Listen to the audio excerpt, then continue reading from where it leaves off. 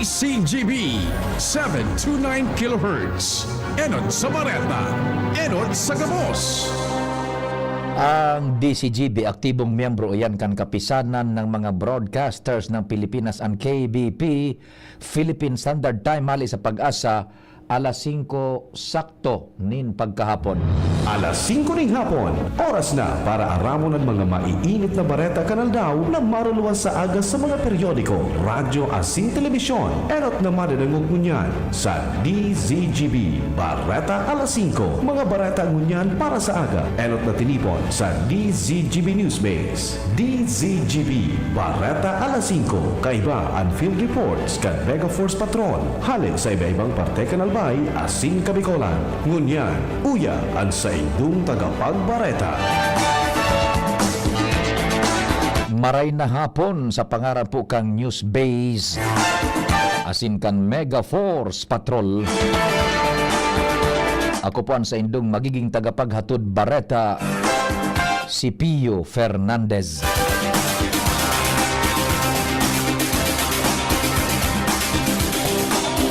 Enot sa detalyes kan bareta sa lado lokal. Nasa linya si kumpadreng Jimmy Nasalita. Chief Jim, maray na hapon, please go ahead. Mainit ang pagsabat kan mga taga-barangay Lumacao ginubatan kay Congressman Fernando Didi Cabredo kan 3rd District sa pagpaser kay ni kung saan sa Lumacao kagulpipalaan kan mga proyektong pinabulos kan Congressman degdi sa nasabing barangay number 1 construction of covered court, concreting of farm to market road sa Sitio Madaon-Daon, lusot sa Barangay Katumag, construction of vital bridge connecting Barangay Lumacao and Barangay Pinamanikihan, Ligao, asin kadakol pang iba. Basado sa mga taga-Barangay Lumacao, asin mga pagtaraning barangay kay ni, tunay na number 1 talaga si Congressman Fernando Didi Cabredo pagabot sa serbisyo asin higos kay ni sa pagreparo sa distrito kung saan tugmay ni sa sayang numero sa balota number 1 kung saan unpromised kagulping mga taong nag-welcome sa Congressman kan 3rd District. Iyo ang sa indang nunus-nusan pagabot sa Mayo 12 eleksyon. Iyo ang number 1 sa balota, Congressman Fernando Didi Cabredo. Jimmy Nasalita, DCGB News. Ang baretang ini hatod sa Indukan. Plemex. Pag may ubo o hika, Plemex agad. Basta lagundi, Plemex. Thank you so much, Chief Jimmy.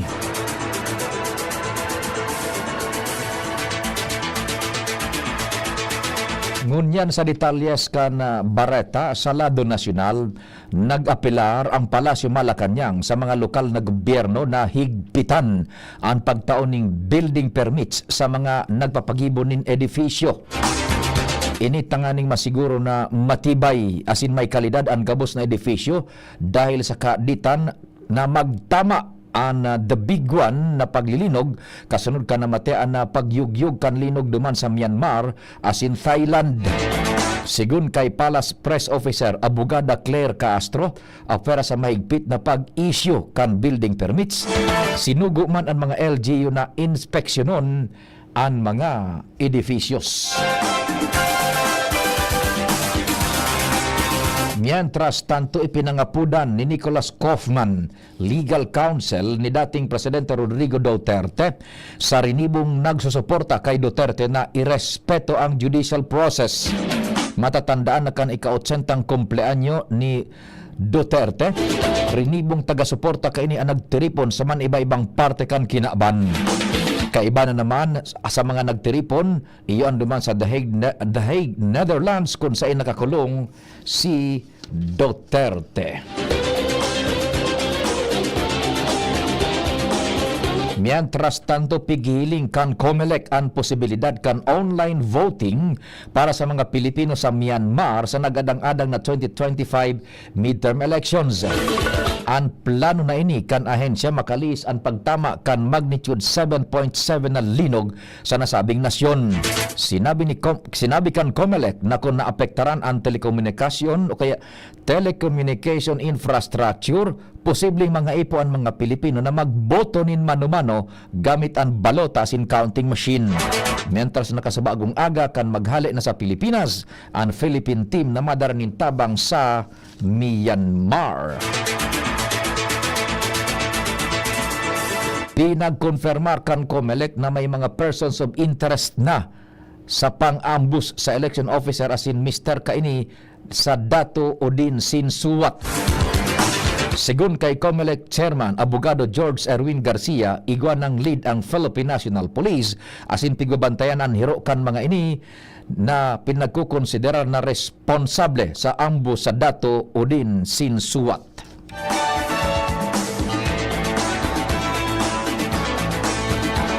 Didisiplinahon ang opisyal kan MMDA o Metropolitan Development Authority na nagpasupog aligado sa sarong pulis na nadakop na nagpark ning motor sa sidewalk sa Quezon City. Sigun kay Senador J.V. Ejercito, ini ang promisa sa iya ni MMDA Chairman Romando Artez na aminadong suminobra na si MMDA Special Operations Group Task Force Head Gabriel Go kan si taron kaini an sarong PNP officer. Sinabi ni Ejercito na dapat sanang madisiplina ang officers kan MMDA na minalagpas naman sa saindang limitasyon para dahil na mautro ang siring na insidente. Tiwala naman ng legislador na dapat sanang tiketan ang pulis na naging violasyon kaini alagad bako tama na ginibunigoan ipasupog pa ang opisyal mantang naka-live sa social media. Sigun sa social media post ni Ejercito, nakakuasinin iba pang complaint affidavit kung saan ipigrereklamo maning sexual harassment si Go kan sarong babaeng MMDA traffic enforcer.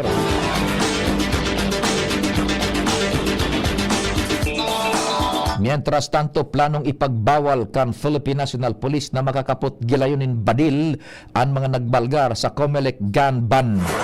Sigun kay PNP Chief Police General Romel Francisco Marbil, gusto niyang ipautob ang lifetime ban sa mga ini kung saan dai sinda nin sa santuhon. Nangangahulugan ini na sasakupon kan kasuguan an maski bako mga sibilyan basta nagbalgar sa COMELEC gun ban.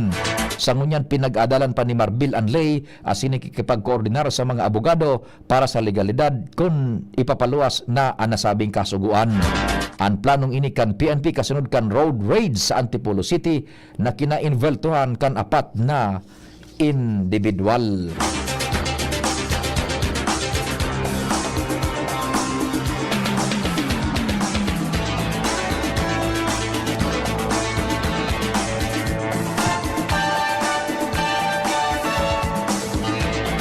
Mientras tanto, day nagtutubod ang Departamento de Agrikultura na nakaka-experience ng food shortage ang Pilipinas dahil daiman nakukulangan ang supply sa mga saudan.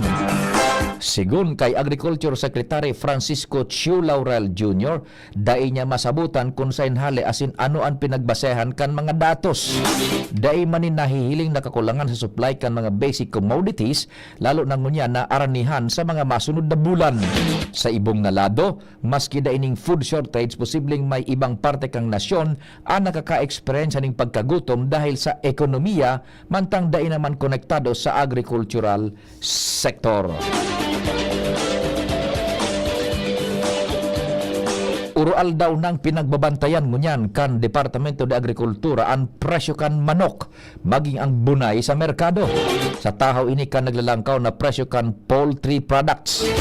Sigun kay Agriculture Secretary Francisco Chiu Laurel Jr., nagakaigwanin paghiro sa presyo kan manok maging sa farm gate level.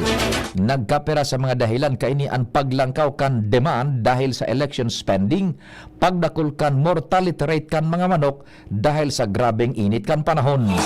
Sigun sa monitoring kan DA, uminabot sa 240 pesos kada kilo kan manok, mantang ang choice cuts binaabot sa 300 pesos kada kilo.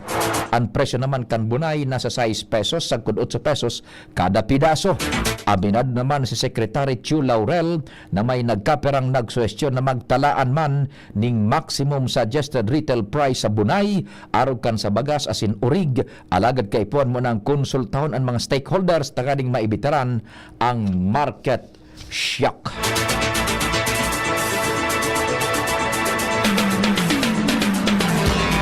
Ipinautob na kan Departamento de Agrikultura ang 40 pesos kada kilo na maximum suggested retail price o MSRP para sa mga imported na bagas. Sigun sa DA, ang bagong MSRP ang i-implementar sa masunod na 2 bulan hali sa dating 49 pesos ang kada kilo. Sinabi kan DA na irekomendar ninda kay Presidente Ferdinand Marcos Jr. ang pagpapautob nin masalangkaw na buwi sa bagas. Mientras nan manungod sa nagpapabakal ning overpriced na urig, sinabi kan ahensya na masaangat sindanin mga kaso sa mga mapapatunayan na nagpapabakal kaini kung kinakaipuan o maghagad nin investigasyon sa House Quinta Committee.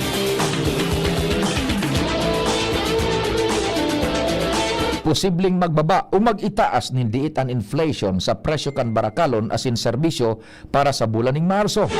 Sa forecast kan Bangko Sentral ng Pilipinas o BSP, posibleng magkawat sa halos 1.7 sagko 2.5% ang March inflation rate o kaskas kan paglangkaw o pagbaba kan kantidad kan mga barakalon.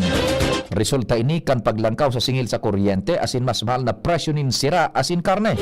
Kaibanan mas baba na presyo kan bagas asin mga gulayon dahil sa magayon na supply. Afera pa ini sa paggayon asin pagkusog kan kantidad kan piso kontra sa US dollar. Kan Pebrero, nasa 2.1% ang inflation sa nasyon na mas baba nin 2.9% sa pagpuon kan taon 2025.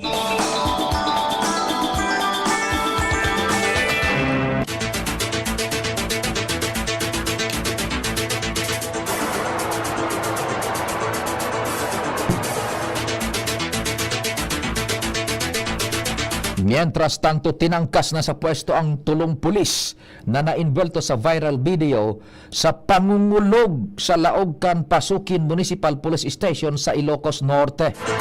Sigun kay Police Major Cheryl Guzman, acting Chief kan Provincial Community Affairs and Development Unit kan Ilocos Norte, hinali naman sa pwesto ang hepe kan Pasukin MPS dahil sa command responsibility.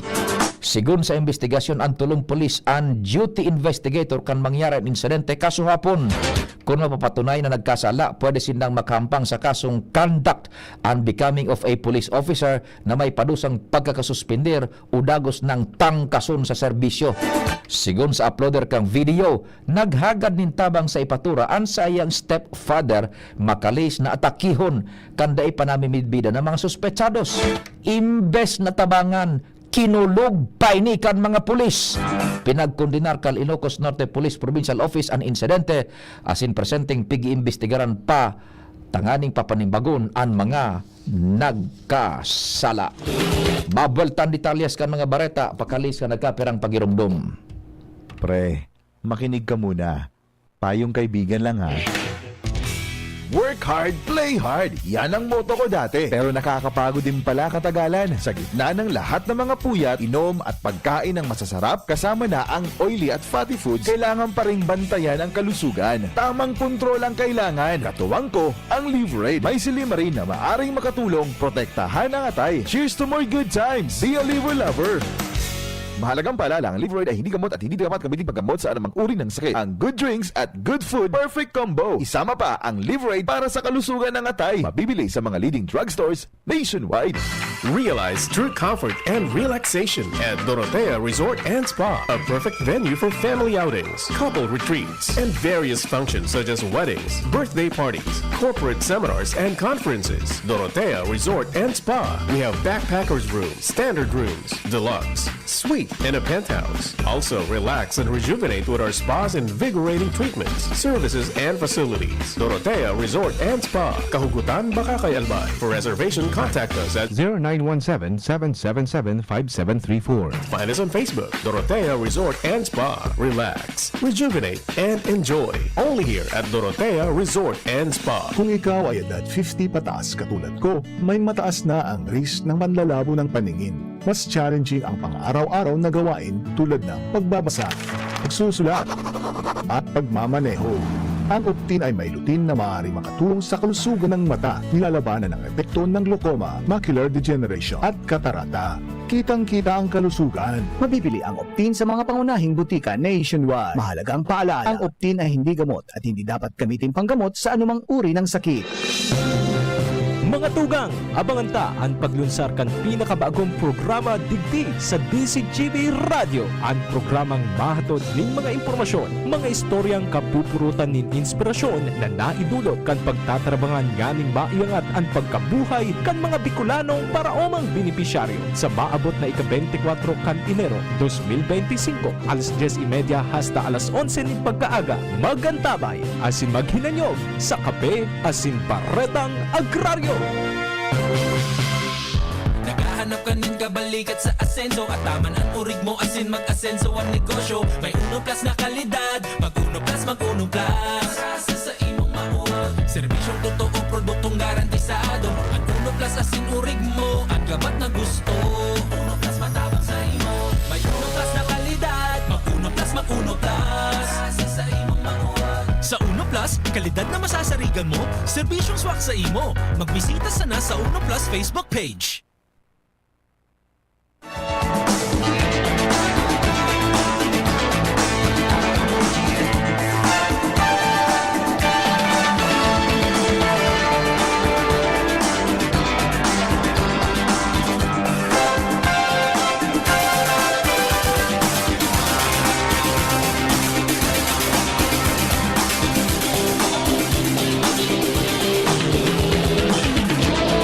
Diretso kan detalyes kan mga bareta sa Lado Nacional, nag-apelar ang Association of General and Flag Officers o AGFO sa mga botantes na maging alerto sa mga nagbubutuang informasyones in koneksyon sa mga kandidato. Inibilang pagsuporta sa pangapunan kan gobyerno para sa pagbusol kan malinig asin matrangkilong May 12 elections. Sigun sa AGFO, nasasabutan nindaan koneksyon o kan democratic environment asin pang nasyonal na seguridad para sa integridad kan institusyon. Katakod kay ini pinag-inkaminar kan AGFO ang mga botante na gamiton ang derechos na bumoto ninhale sa puso.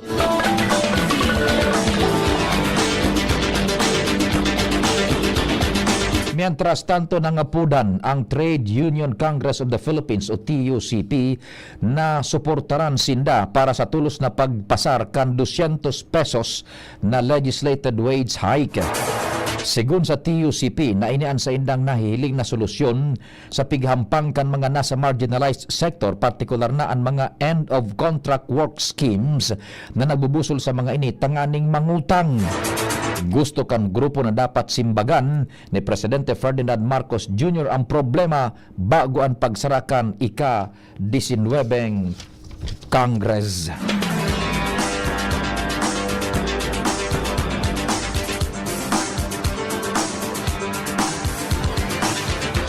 Pinaigot pa kana Korte Suprema ang modernisasyon kan hudikatura sa paagi kan pag-ensayo sa digital filing as in email management. Dahilan kay ni nagkaigwaan Supreme Court ning hands-on training sa Metro Center Hotel, Tagbilaran City, Bohol, kung saan pinag-atindiran kan mga huwes as in empleados kan Judicial Region 7. Ang ensayo ang parte kan e-court PH version 2.0 kung saan nagagamit nin sarong sistema kung saan pigsusumitir as in pigpadaraan court documents sa pagikan email tanganing mapakaskas ang proseso kan korte. Parte ini kan strategic plan for judicial innovations year 2022 to 2027 na may katuyuhan na maging digital ang court system para sa civil cases pag-abot kan Abril 2026. Siniguro naman kan Korte Suprema na sa indang lakdang an para sa matanos asin makaskas na pagtaon nin hustisya sa Pilipinas.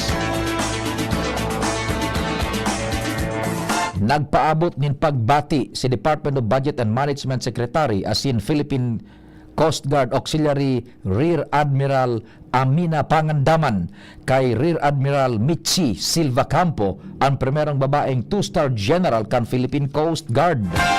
Sigun kay Pangandaman, ang pagkakaresignar kay Silva Campo ang sarong makasaysayang triumfo na maserbing inspirasyon sa mga kababaihan, lalo na sa mga babaeng nasa serbisyo.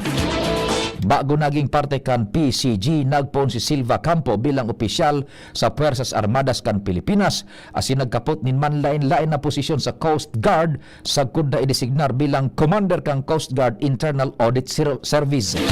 Kan Oktubre 2021, siya ang primerong babaeng one-star general sa Philippine Coast Guard.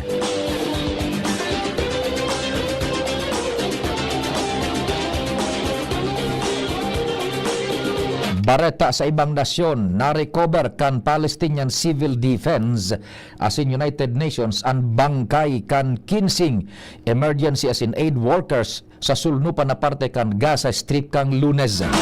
Kasarong social media post, ipinahiling ni UNAID Chief Tom Fletcher na nakuha ang mga bangkay harani sa raot na mga vehikulos. Ang 15 individual ang ginadan kan Israeli forces. Naghahagad gunyan ang UN ning hustisya asin nimbagan hali sa kampo kan Israeli military. Dai naman nasimbag asin nagtaunin pahayag sa pagkagadan kan mga aid workers ang mga military forces kan Israel. Sa ngunyan, nadeterminaran na ang identity kan mga biktima asin nailubong na ini. Sa kabilugan, suminakat na sa 408 ang mga nagadan sa Israeli-Hamas war. Bareta sa Ladukan, Karawat, pigahalat pa kan Samahang Basketball ng Pilipinas o SBP ang orden hali sa FIBA makalis na marisibi ang Notice of Adverse Analytical Finding ni Gilas Pilipinas naturalized player Justin Brownlee. Ang enot ng sinabi kan SBP na sa giraray na nagpositibo si Brownlee sa ipinagbabawal na substance na makukuha sa mga recreational drugs. Sigun sa SBP, napighanda na kan abogado ni Brownlee hali sa US ang nasabing kaso. Paglilinaw pa kan SBP na daipang naipaluwas na official ruling ang FIBA sagkod sa presente. Ang nasabing Notice of Adverse Analytical Finding may kinaaraman sa doping violation. Ultimo nagkawat si Brownlee sa international campaign kan FIBA Asia Cup 2025 qualifiers kan Pebrero kung saan nakahampang ninda ang Chinese Taipei asin ang New Zealand. Sa pangarang ka nagsururat kan informasyon sa panginat asin supervision ni News Director Mar Dela, Angel Mustaza, Jen Matthew Balyaran, Mega Force Patrol. Sa lado technical, yaon dyan si Padingnald Baldo. Sa IT si Jerome Nico Martinez kasabay ang OJTs na si Dande Melgarasin Braille Allen Santor. Ako po si Pio Fernandez. Salamat. Diyos marhay na hapon. Plemex. Pag may ubo o hika, Plemex agad. Basta lagundi, Plemex. Artisan joins